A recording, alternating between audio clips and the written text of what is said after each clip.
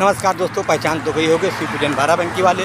अगर आप एजेंट से वीज़ा के लिए अप्लाई करवा रहे हैं तो सबसे पहले आप उनके पास जाएं और जिस कंपनी में वो आपसे बोला वीज़ा आपका आ गया, ठीक है। अगर आपसे बोल दिया वीज़ा आपका आ गया है तो किस कंपनी में आपको भेज रहा है उसकी इन्फॉर्मेशन ले लीजिएगा। और उस जिस कंपनी को आप वो दे उसका कोड नंबर होता है और उस कंपनी का एम्प्लॉयमेंट नंबर होता है। वो ना दे तो एक काम करिए, जिस कंपनी में आपको भेजने को बोल रहा है वो वीज़ा कॉपी पर लिखा हो कि वो इस कंपनी का स्पॉन्सर का नाम लिखा हो और उस कंपनी का नाम लिखा हो। जैसे ही उस कंपनी के लिए आपको बोलता है आप उस कंपनी को गूगल में टच करें, गूगल पर जाएं। बाय द वे कतर का दे रहा है तो फला फला कंपनी फला कतर में, उसके बारे में टच करें। अगर वो कंपनी आपको गूगल पर दिखा रही है तो उसके बारे में जानकारी ले लें। दूसरी बात, वो क्या बनाती है कंपनी उसके इन्फॉर्मेशन भी ले लें।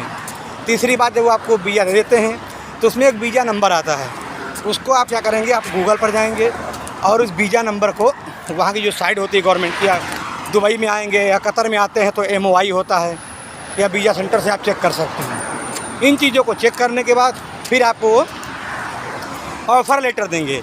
ऑफ़र लेटर में एक बार ये चेक कर लें कि ऑफ़र लेटर जो निकाला गया है वो आप ही की कंपनी का है कि आपके नाम से। कभी कभी आपको जल्दबाजी में लोग बेवकूफ़ बना देते हैं, उस पर लिखा कुछ और होता है और दिखा कुछ और दे जाता है।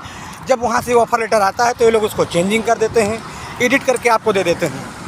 तो इन चीज़ों की जानकारी जब तक आप ना ले लें, कंपनी में आने वाले मेरे दोस्तों, मेरे भाइयों, आप देख लें। और नहीं तो अगर आपको नहीं विश्वास होता है, मेरे गांव ही नहीं, मेरे अगल बगल के बहुत ऐसे लड़के हैं जो विदेश में फंसे हैं, उनके ऑफ़र लेटर पर साइन क्या करा दिया गया।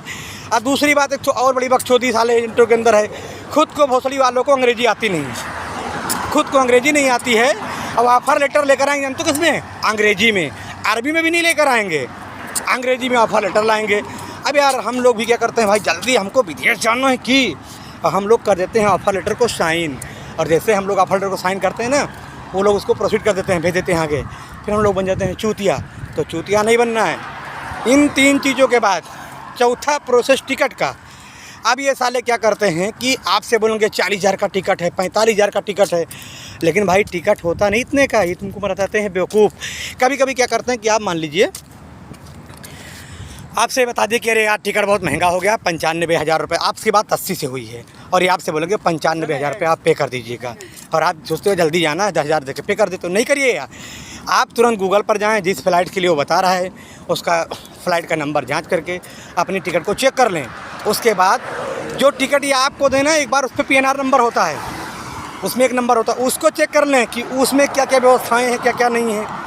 आप वो टिकट कहाँ तक के लिए, कभी कभी क्या होता है, ये टिकट आपको 1 महीना पहले निकाल कर देंगे या 20 दिन पहले निकाल कर देंगे, और ये लोग कर देते हैं कैंसिल। यानी ऐसे बहुत से इशू बना देंगे और जो आप परेशान रहेंगे और आपकी यात्रा संकल्प नहीं होती है, कठिन हो जाती है। और कभी कभी तो बहुत लोग वापस आ गए एयरपोर्ट से। हमने कुछ लोगों को सुना कि यहाँ से गए दिल्ली, दिल्ली से गए मुंबई।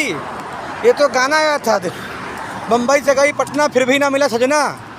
तो भैया सजना नहीं मिलेगा। तो भैया सोच समझ, क्योंकि मैं ये चीज़ों को झेल चुका हूँ, अपने दिल का दर्द बताता हूँ, क्योंकि मेरे साथ ऐसा हो चुका है। और रुपेश भाई, आपका जो डायलॉग है ना शिवपूजन बाराबंकी वाले, इतना भी मज़ा मत लो भाई, नहीं एक दिन वो बुरा हो जाएगा।